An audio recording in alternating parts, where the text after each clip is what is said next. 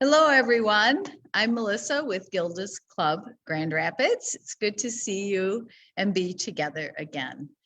I hope that we find you well and warm today and enjoying this beautiful winter weather we've been having. I hope you get outside and are able to navigate well all the streets and the roads and those kinds of things. So if you're new to Facebook or new to Gilda's Club Facebook Live and really are enjoying, well, even if you're just here, give us the like button. We appreciate that. And if you really appreciate or find helpful what we're going to talk about, please share this post. Or if you want to see what we've done in the past, all of our shows have been recorded. And you can look on Facebook here, or you can look on our website or on our YouTube channel. And if you have trouble navigating that, just let us know. And as always, if you're new to Gilda's Club or to a grief or cancer journey, Gilda's Club is a free cancer and grief support community. And if you'd like to get connected with us, we'd love to talk with you. Just give us a call at 453-8300 or look on our website, www.gildasclubgr.org, or you can send us a message here. So, and we'd love to respond to you. That also brings me to the thought that if you have a question or a comment about our topic today or for our presenter, and just let us know. You can type that right in on the live here, and then we'll make sure that we're able to speak to that question. So today I have a wonderful guest with me and coworker. I have the honor of working with Beth Shepherd and have for the past 12 years. And she's been on staff here at Gilda's Club for 14 years, and she's an incredibly wonderful coworker and just an incredible mind, and she's got such great clinical sense. And I'm just really glad to have you with us today, Beth. Oh, thank you, Melissa. That's very kind. Yeah. I always say Beth has a big brain because she can read really fast and she retains everything she reads. And that's not the case for me. So, and very organized. I love that. So stay tuned. If you want to know more about Beth, stay tuned because we are going to do a portion of the Meet the Staff after we're done talking about our topic, where we'll just talk with Beth about more than just her Gilda's Club stuff. So get to know her a little better. I look forward to that. Yeah. Sounds good. So, yeah. So our topic today is grief during the holidays. We know that grief does not take a vacation. It doesn't take holidays off. It stays with us and oftentimes is more acute and more intense during the holidays.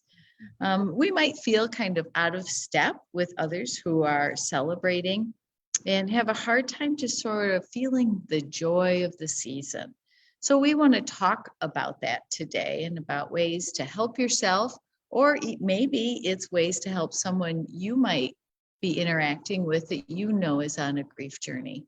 And I think that it's fair to say, Beth, I think you probably agree with this, is that we kind of all have a level of grief that's going on because of the pandemic, and often are having to readjust to our plans or what we thought things might look like or be like.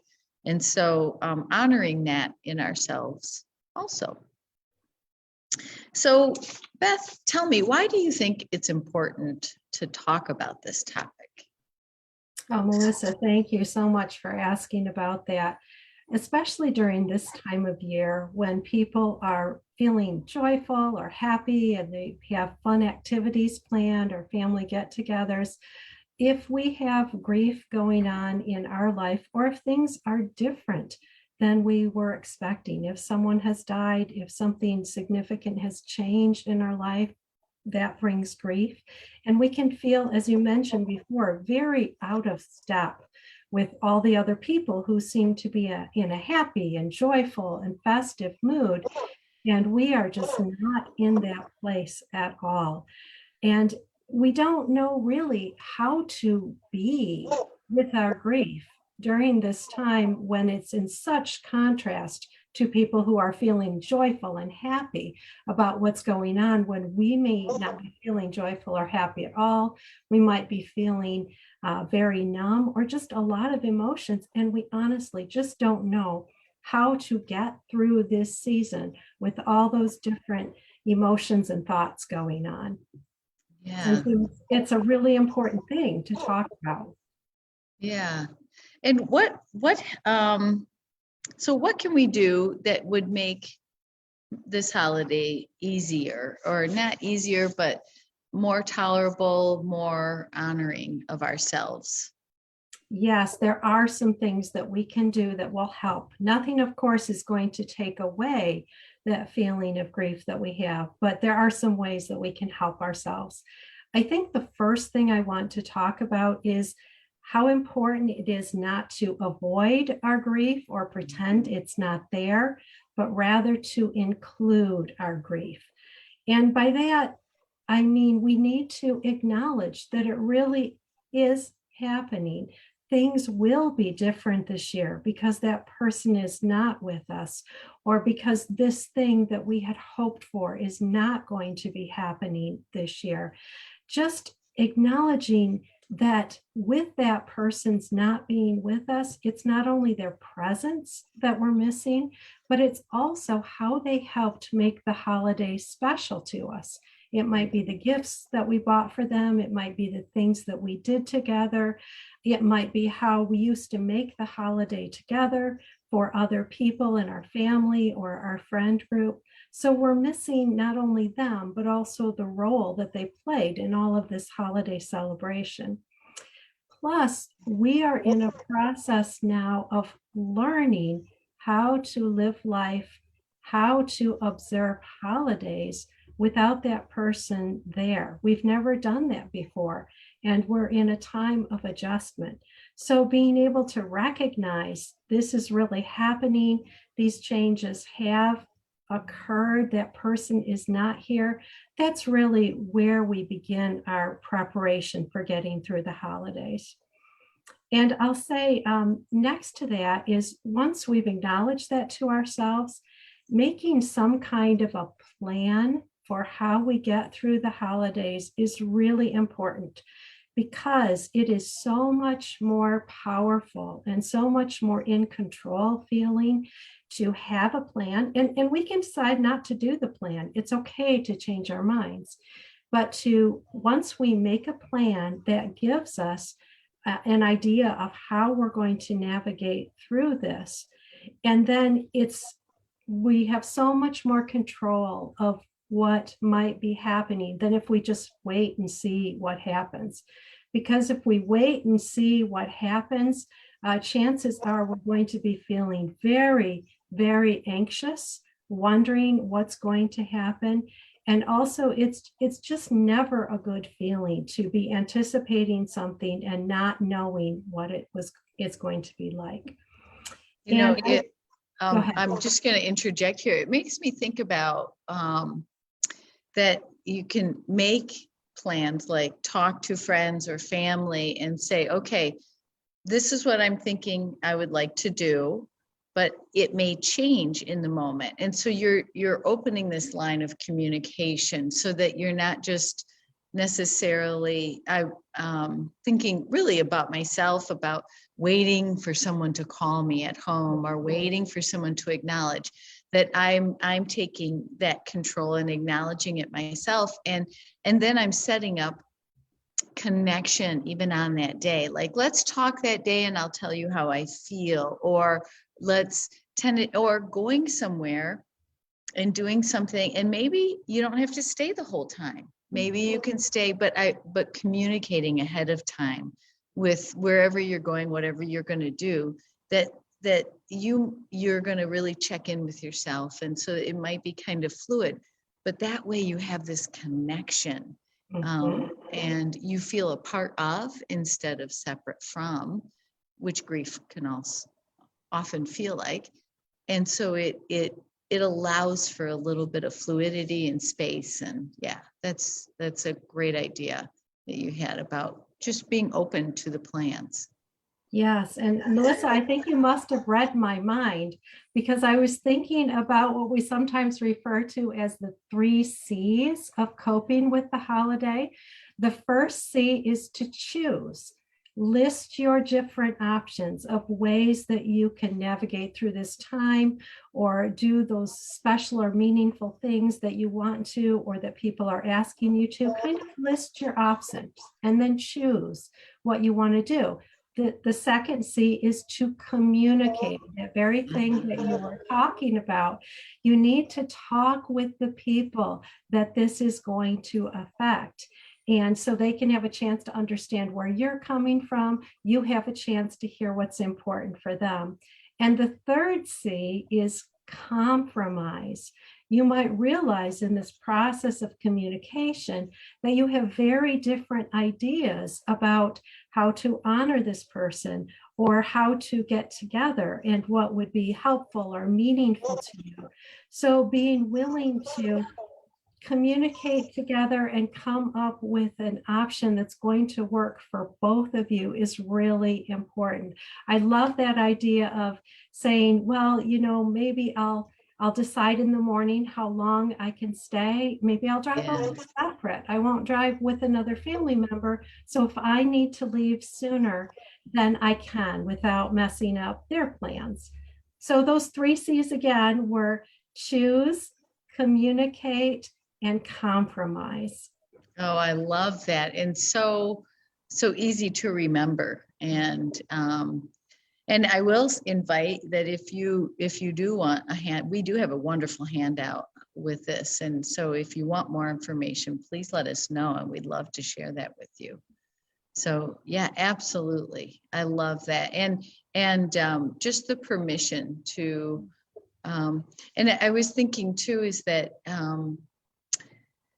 it just really opens that conversation. There's another C. I was thinking, here's the communication, conversation, connection. There's so many C's, and that even just that is really feeling taken care of and supported.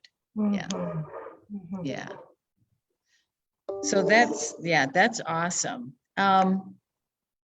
So what are some of the things that people do? Maybe I'm getting ahead. Did you have something else you were going to say? No, it would be perfect. Let's move into some of those specific things that people can do. Yeah, excellent.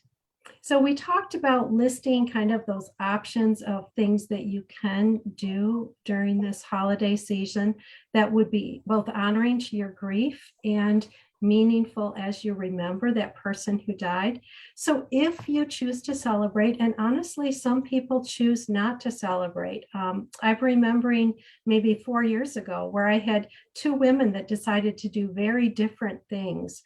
One woman whose husband had died preserved all of their traditions. She wanted to do that. That felt meaningful and purposeful to her, and a gathering point for her family. And so that's what she did. That was the right answer for her. Another woman whose husband died actually ended up going to Florida with a friend instead of trying to celebrate the holiday when she just was not in a place that she could do that. And so that was the right answer for her. So understanding that we have choices in what we do is really important and powerful in our grief. But specifically, if you decide to decorate, there are some things that you can do. You might buy a special ornament to remember that person, or decorate your tree or your home in a different way, or set out new candles or some meaningful thing that would remind you of them. You can maybe decorate if you're part of a church or a social organization that has a meeting in December. Maybe you want to decorate the podium in a special way that would remember that person. Some people decide that they want to put something special on the outside of their home as a way of remembering that, maybe creating luminari, which is the candles in the paper bag with the sand that makes a beautiful light in the nighttime. And so those are some decorating ideas. Go ahead. I'm just going to interrupt you because I'm just thinking about this is that, and I don't know if you've heard of this, but it's new to me, a new tradition that evidently maybe they've been doing on the east side of the state, but over here in West Michigan, we haven't done it, but they're called grave blankets. And they decorate, it's evergreen and sort of holiday looking, and they lay it right in front of the gravestone on the grave site. And it kind of set, you know, they call them grave blankets, and kind of celebrates the season with the person, and also feels a little bit like tucking them in for the winter. But it just is a beautiful way of expressing your love and attention to your grief and to your person's gravesite. So I haven't heard of that, Melissa, but that's beautiful. I love that. Yeah, I really do. Yeah. So that's along with, you could do indoor or outdoor decorations. Some people create their own advent calendar, where if they think about getting through the month might be difficult, getting through this holiday season, they actually include things on a calendar for each day to help them cope. It might be pictures of family members or friends, or things that they could do to take care of themselves, just as a way to help themselves through grief. Now, if people decide that they want to gather, then they might want to include remembrances of that person in the family gathering. Maybe they want to light candles, or bring out the family photo albums to go through, or give time during the observance to remember that person or share stories about them. These create the legacy and help remember that person who's not there in person this year at the gathering, but still is such an important part and is on everyone else's mind. And sometimes if we talk with our family members, some of them have been maybe dreading or trying to figure out what to do because this person isn't there. And it's such a relief that there is a way that we can acknowledge and remember that person if we are able to include them in any kind of family or friend gathering that we have. that's a great idea. I love that. Yeah. Just really honoring that piece and opening also for those of us who have children, and especially young children, being a good example of being able just to talk about their person and talk about their grief, and normalize that experience and those feelings. And it may be a little awkward, and normalizing and embracing awkwardness at these moments. It feels awkward. You might cry, you might laugh, and that's okay. Yeah. Absolutely. I was just thinking as you were saying that, Melissa, as we envision doing this with our families, we might have this picture in our mind of everyone sitting calmly and peacefully around a table and beautiful candles glowing, and everyone would just, share and cry just a little, and that would be nice. And it might not look anything like that, Right. but that doesn't mean it's not good, and it doesn't mean it's not powerful. And however you decide you want to do this, it's wonderful, and your family will make it a unique occurrence. Just as everyone's grief journey is unique, every family's grief journey is unique. And so I would say whatever feels meaningful or important to you, go ahead and include that, try that. Even if it sounds weird to other people, that doesn't mean it's not still a good thing to do. You're just creative and have come up with something new and different. I love that. That really makes me think of, we had a family here whose granny died. And so I think it was 4 of the grandkids were here. And we have a regular celebration, as you know, of memory and hope. And so we encourage them to bring a food that their person really enjoyed. Well, their granny really enjoyed Takis. And she didn't eat the Takis. She just sucked all of the flavoring off. And then she put the chip down. I guess it's a chip. I don't eat Takis regularly.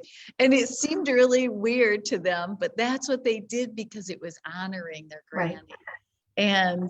And they really wanted to do that in the way that she did it, you know, eat those in the way that she ate them, to really honor just all of her life and her impact on them. And it made them laugh and feel a little silly in addition to it. And they got to share that with the rest of us.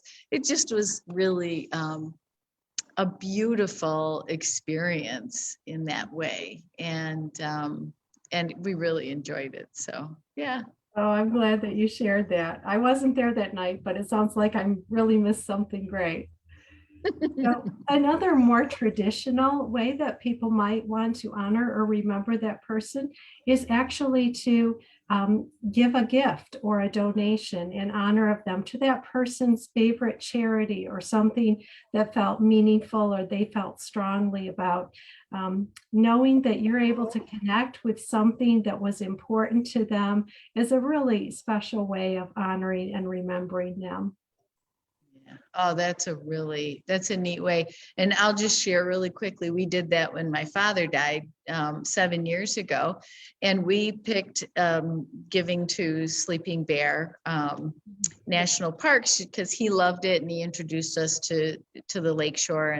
And then come to find out, they used that money to pay an in-residence artist to repaint all of the signage for this, what's called Pierce Stocking Drive. Well, our father was an artist. And so we couldn't have made that happen. I mean, it just was such a neat happening. And, you know, it was just very serendipitous that it ended up being that. And so now we get to go visit and we get to see this and it's done in his name. And it's just really cool. So it can really be very meaningful to do something like that, really in honor of them. Yes, and beyond just your family remembering them, then other people benefit from their legacy as well. Yeah, that's absolutely correct. Yeah. Oh, very neat. And so lastly, I just wanted to talk about how to really take care of yourself during this season. And grief is very hard work, and it's especially hard work when you are grieving and everyone else doesn't seem to be. So there's a lot of emotional as well as physical energy that's laid out when you're on a grief journey. So I would just encourage each of you to give yourself the gift of grace.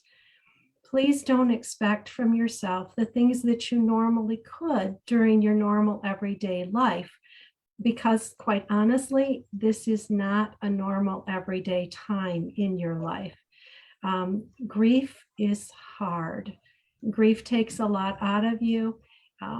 It's really important to recognize that we can't just go on as we normally do.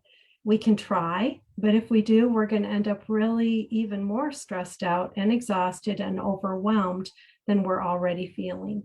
So specifically, some things that we can do is to build some rest time into our schedule. We can be careful about not overcommitting to events, to baking everything, to sending everybody cards. Maybe we want to simplify and buy cookies this year instead of making them all. We need to eat well. We need to make sure we maintain our water intake. It's season of the year is very dry. Plus, we may find that we're crying a lot. And so it's really important that we not get dehydrated. That will also make us feel worse. And we need to actually give ourselves time to grieve during this time. It's okay if we have unscheduled time in our calendars. Sometimes, especially those of us who like to plan and get a lot of things done, we feel uncomfortable if there's a gap in our schedule, like maybe that's not being productive. But it's really important, especially when on a grief journey, that we have those times and spaces when we can allow ourselves to grieve and not feel like we must be doing something all the time. And Melissa, you may have other suggestions of ways that we can be easier on ourselves during this time. Oh, yeah. Well, staying connected is really important. So if you're part of a grief community, to stay connected. If you're in therapy, making sure you get your session in, communicating. I know that's been a big thing this whole Facebook Live I've been talking about, but it's really important to continue to do that. And, there's other ways to do it, because sometimes in our society, I think we get stuck in the self-care is, eating something good, ice cream and baths and candlelit. But in actuality, sometimes really addressing your grief directly is good self-care. And so really staying connected with your grief community or people who understand, your friends, your family, whoever you feel most comfortable with. And exercise is another really important thing, especially during this time where we do tend to eat a little more, and we may not sleep as much, but staying up on some regular exercise, going for a walk or yoga or whatever it is. And the other thing is if there is something that you do have to do, getting that done, not putting that off, because that can weigh on you, and your grief then will be more intense often. And so if you can find it in yourself just to get that one thing done that has to be done, and give yourself a break. I love that, Beth, give yourself a break from those other more culturally put in place things that maybe you don't want to do this year, and that's okay. So adjusting that, I guess, adjusting your expectations for yourself too, and of others, recognizing, extending that gift of grief. It was interesting. I'm such a visual person. When you were talking about give yourself the gift of grace, I said grief a second ago, but grace is that I was thinking, I'm going to go home and I'm going to wrap a box. I'm going to put grace in it, and I'm going to put it under the tree. And nobody else has to know what that is, but I'm going to be able to visually look at that and remind myself, hey, give myself some grace. I love that, Melissa. Yeah. So, and some people, this is just to add on to that thought, some people might want to wrap a gift like that as coming from the person who died, even knowing that person who died loved and cared about them and would want them to have this gift, whatever it is. Maybe it's grace, maybe it's peace, maybe it's joy. Yeah, that's great. I love that. Yeah, you could have a bunch. I was even thinking you could do that. I love that grief advent calendar that you just talked about, and ways to take care of yourself. And because even if just going to that and opening it, it might take 2 minutes, but you're giving yourself that 2 minutes of focused time, meditation, that kind of thing. So, it's wonderful. Yes, and I'm sure we could come up with a lot more. So if you're interested, you could give us a call. Yeah, we love to talk for a long time about this. Yes. So, what's wonderful. Any last words? I was just thinking. Yeah, go ahead. For asking, Melissa. I was just thinking sometimes it's hard to know how to respond to holiday greetings like Merry Christmas and things like that, especially if people don't know or if they didn't know us well. And maybe it's even slipped their mind in this busy holiday season that someone has died. Being prepared ahead of time with some kind of a response will help you through those painful and awkward moments. Maybe saying something like, thank you, or best wishes to you, or even if you're feeling really honest, saying, it's hard, but I'll really try. Thank you. Yeah. Oh, that's great. Yeah, I think that is really important, giving yourself permission to feel awkward or figure out something that works for you. Yeah. Exactly. And then instead of dreading it again, that what am I going to say when someone says that to me, then we'll already be prepared with what we would like to say. Yes. Because it's really tempting to say, how on earth can this be a happy time for me, you idiot? Why do you even say that to me? That's probably not going to be your best response. Yeah. And I would think that sometimes it comes out of our mouths so quickly and so naturally that they might be even thinking in their head, oh, why did I say that? I hope that didn't upset that person. And not that we have to take care of other people in those moments, but we can just have understanding so we don't take it in as a negative for us. Right. They mean well, it just came out wrong. Yes, absolutely. Oh, such good, rich information, Beth. I'm so glad that you joined me today to talk about this. It really is important to talk about and to really delve into this topic. So thank you. Thank you for the opportunity, Melissa. Yeah. And for all of you who are watching or going to watch this, if you do want more information about this topic, about support here at Gilda's Club, please reach out. We would love to talk with you. Know you're not alone, and you don't have to be alone. We will walk with you. So we are going to transition here before we close into our next section, which is meet the staff. And we started this this little part of our program some time ago. And so every time we get an opportunity to have another staff person on with us and get to know them a little better. So Beth, thank you for saying yes, and thank you for staying. It's great. So how long have you been with Gilda's Club? Oh, so thanks, Melissa. I've been with Gilda's Club just over 14 years now. And I actually first came to Gilda's Club working with our children's program, but then transitioned to working with mostly adults now. And I do a combination of cancer and grief work, mostly in the grief side right now. But over the years, I've done many different kinds of things. So people may have met me in many different contexts through Gilda's Club. Oh, that's great. So appreciate your longtime dedication to this work. Yeah, that's great. So Gilda's Club hasn't been your whole life. So what'd you do before? Or, where'd you go to school? What brought you to Gilda's? Yeah. Thanks. Good question.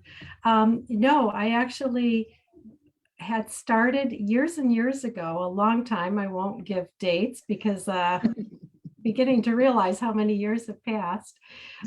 My undergraduate work was in psychology, but for a number of years, I didn't really do anything with that. I worked more in doing data entry kinds of things. And then I went back to school later in life when my children were a little older and got a social work degree, and then had started out working at Forest View Hospital, and then came over here to Gilda's Club and have been here ever since. Oh, that's wonderful. So you mentioned children. So you have children? I do, and none of them are at home anymore. That has been a change since I came to Gilda's Club. They are all grown now and out on their own. And it's interesting that now I am a grandmother. So, and it's been quite a few years now, actually, that even that has been happening. So, Oh, that's wonderful. How many grandchildren? 3 grandchildren. Very nice. That's awesome. Yeah. So when you're not at Gilda's Club and you're not with the grandkids, what kinds of things do you like to do? Oh, What thanks, Melissa. hobbies or activities? Well, Yeah. we mentioned the kids, and one of the things that we really enjoyed with our family as they were growing up was camping. You and I share that love of doing camping, and even though the kids have now gone, I still enjoy camping. Although I must admit, we don't do as much tent camping as we used to. We like to be a little bit more up off the ground nowadays. And so that's one thing we really still enjoy. Also, I love to read. I usually have 3 or 4 books, all of different kinds going on at the same time that I read when I'm in different moods. And um, I enjoy mysteries. I enjoy biographies, histories, historical fiction, some thrillers, and lots of different kinds of materials to read. Oh, nice. Well, Gilda's Club again is a great place to work when you like to read because we always have books around. We do. We Yeah. do. Oh, that's wonderful. Well, thank you for spending some time with us and sharing your life with us. You're such a joy to work with, and I feel very honored to have our desks right across from each other. Yes, So, we do. And honestly, I've got to say, Melissa, I enjoy working with you and all of the other staff here at Gilda's Club. It's been such a joy for me to be here over these last 14 years. I love that our community supports those on a cancer or grief journey, and that nobody has to be alone as they do these really, really hard things. And I love being able to work at a place that helps to provide that support for folks. yeah. Oh, absolutely. Yeah, I resonate with that very deeply. Oh, well, thank you.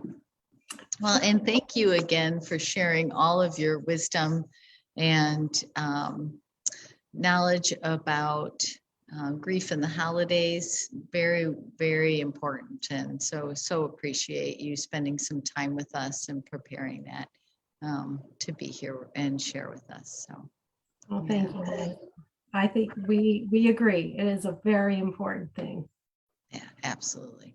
Absolutely. And for all of you out there, I hope that you found this helpful.